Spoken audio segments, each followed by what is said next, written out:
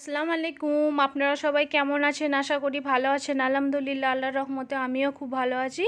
তো চলে এলাম দুপুরের স্পেশাল রেসিপি নিয়ে। তো দুপুরের স্পেশাল একদমই যদি এরকমভাবে একটা রেসিপি বানাতে পারেন, দুপুরটা কিন্তু দারুণ হয়ে যাবে। তো আমি এখানে আজকে বানিয়েছি ভেজ পোলাও। তো দেখুন কতটা tasty tasty veg pulao ready হয়ে যাবে। খুবই সিম্পল আর ঝটপট কিন্তু রেডি হয়ে যাবে। তো দেখুন আমি এখানে কিন্তু কোনো কালার ইউজ করিনি, যেহেতু সবসময় পোলাওয়ের মধ্যে কালার দেওয়া হয়। তো আমি এটা একদমই কালার ছাড়াই বানিয়েছি। একদমই ইউনিক একটা রেসিপি, একবার ট্রাই করে দেখতে পারেন। খুবই সিম্পল আর ঘরে থাকা সামান্য উপকরণ দিয়েই কিন্তু এত সুন্দর একটা লোভনীয় tasty tasty veg pulao ready হয়ে যাবে। তো দেখুন একদমই ঝুরঝুরে, একদমই পারফেক্টভাবে পোলাওয়ের রেসিপিটা আমি শেয়ার করেছি। তো A to Z সমস্ত উপকরণ পরিমাণ সহ আমি দেখিয়েছি, দেখে নেবেন। তো তারপরে দেখুন আমি এখানে নিয়ে নিয়েছি দেশি মুরগি, লাল লাল ঝাল ঝাল টেস্টি টেস্টি দেশি মুরগির কষা বা দেশি মুরগির কারি, তো যে যে নামে জানেন আর কি। তো দেখে নিন, যদি এরকম একটু চিকেন কারি আর এরকম ভেজ পোলাও। তার সাথে নিয়ে নিয়েছি আমি এখানে মশলা আলু ভাজা, ডুমো ডুমো করে কেটে আমি একটু মশলা সেদ্ধ করে মশলা দিয়ে আলুটা ভেজে নিয়েছিলাম। দারুণ লাগবে খেতে। এই তিনটে উপকরণ হলে আর কিছুই দরকার পড়বে না।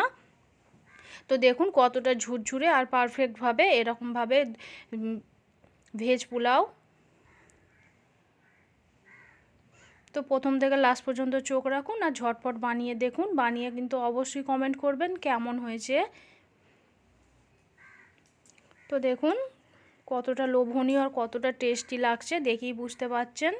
বাচ্চা থেকে বড় সবাই কিন্তু এই খাবারটা পছন্দ করবে, বারবার বানাতে ইচ্ছা করবে একবার বানালে। তো দেখুন আমি এখানে পরিমাণ মতো চাল নিয়ে নিয়েছি।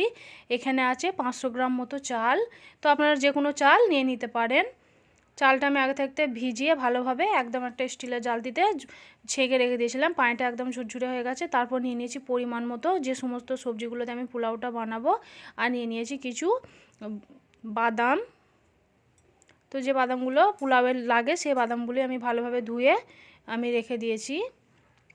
তো এখানে একটা পাতিল ভালোভাবে গরম করে নিয়েছি। তো তারপর পরিমাণ মতো তেল দিয়ে দিচ্ছি।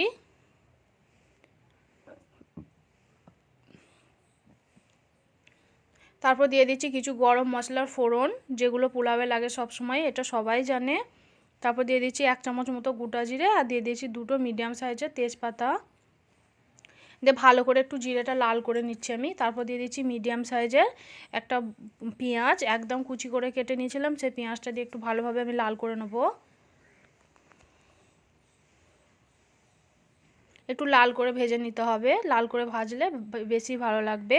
তো এই পাতাটা কে কে জানেন অবশ্যই কিন্তু কমেন্ট করবেন। আর যারা জানেন না, আমার অনেকগুলো ভিডিওতে এই পাতাটার কথা বলা আছে, তারা দেখে নিতে পারেন।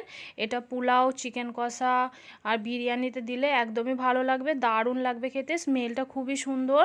তারপর দেখুন আমি এখানে বড় চামচের 1 চামচ দিয়ে দিয়েছি আদা রসুন পেস্ট। তো সেটা ভালোভাবে আমি তেলে ভেজে নিচ্ছি। একদম লাল করে ভেজে নিতে হবে, যাতে কোনো না গন্ধটা থাকে। আদা রসুনটা ভালো করে একদম লাল করে ভেজে নিয়েছি আমি।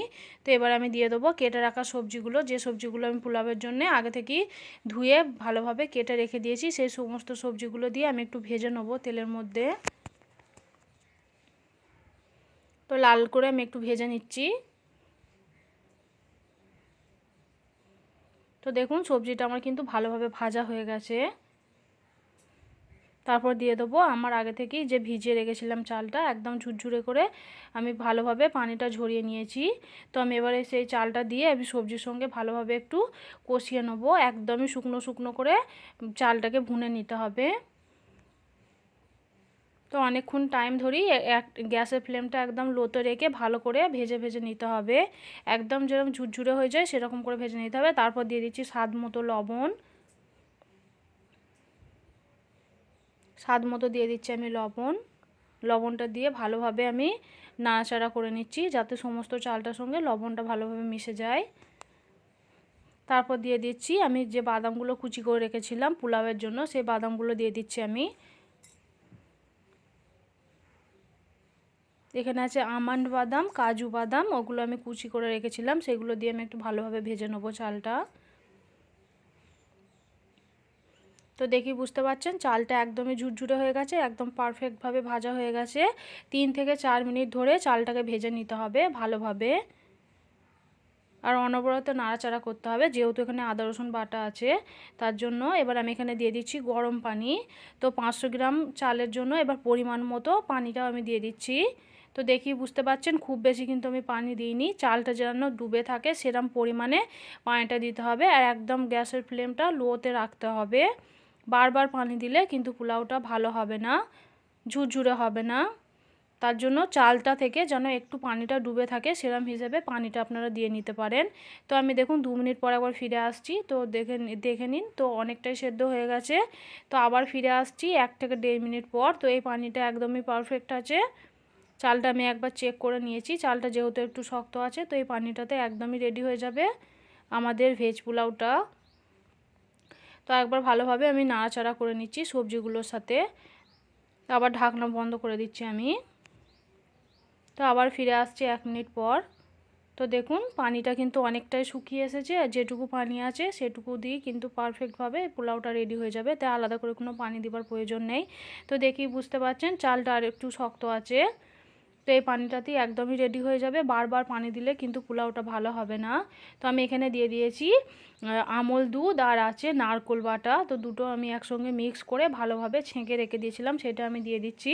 তারপর দিয়ে দিচ্ছি এখানে আমি কেওড়া পানি বা কেওড়া ওয়াটার, আর দিয়ে দিচ্ছি গোলাপ পানি বা গোলাপ ওয়াটার। তো ভালোভাবে আমি দেখুন পরিমাণ মতো দিয়ে একবার নাড়াচাড়া করে নেবো। তারপর দিয়ে দিচ্ছি আমার স্পেশাল পোলাওয়ের মশলা, যেটা আমি সবসময় ঘরেতেই বানিয়ে থাকি। তো আমার অনেক কটা পোলাওয়ের রেসিপি দেওয়া আছে, তো সেই রেসিপিটা দেখে নিতে পারেন। আমি মশলাটা শেয়ার করেছি যে কি কি মশলা দিই আমি। তো মশলাটা দিয়ে ভালোভাবে আমি একটু ছড়িয়ে ছড়িয়ে ওপর থেকে দিয়ে দিচ্ছি।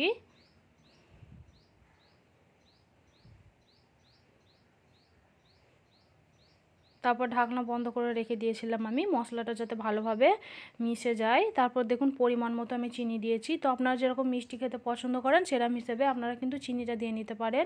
তো আমি খুব বেশি মিষ্টি বানাই না, আবার খুব ফিকাও করি না, আমি মিডিয়াম মতো, মানে বেশি মিষ্টিও লাগে না আবার বেশি কমও লাগে না, সেরকম পজিশনে আমি মিষ্টিটা দিই।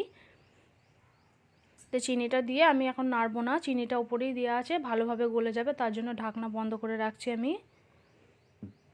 তো ফিরে আসছি দেখুন 1 মিনিট পর। তো এবার আমি ভালোভাবে একবার নাড়াচাড়া করে নেব।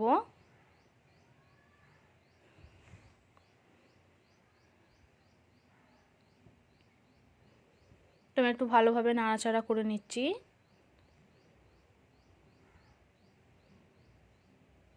তো দেখেই বুঝতে পারছেন কতটা ঝুরঝুরে হয়েছে, পারফেক্ট হয়ে যাবে। তো দেখুন ভাতটা ভালোভাবে সেদ্ধ হয়ে গেছে। তো দেখেই বুঝতে পারছেন তো কতটা সহজ আর কতটা সিম্পলি রেডি হয়ে যায় এই ভেজ পোলাও রেসিপি। যখন মন তখনই বানিয়ে নিতে পারবেন, ঘরে যদি কিছু সবজি থাকে। তো আমি ওপর থেকে দিয়ে দিচ্ছি কিছু কাজু, মানে বেরেস্তা ভেজে রেখেছিলাম সেটা, আর দিয়ে দিচ্ছি কিছু কিশমিশ। তো ওপর থেকে আমি একটু সাজিয়ে নিচ্ছি।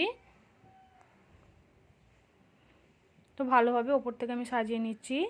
তো আপনাদের রেসিপিটা কেমন লেগেছে অবশ্যই কিন্তু কমেন্ট করবেন, শেয়ার করবেন, আর আমার চ্যানেলে যদি নতুন হয়ে থাকেন চ্যানেলটিকে অবশ্যই একবার সাবস্ক্রাইব করবেন, আর লাইক করতে কিন্তু একদমই ভুলবেন না।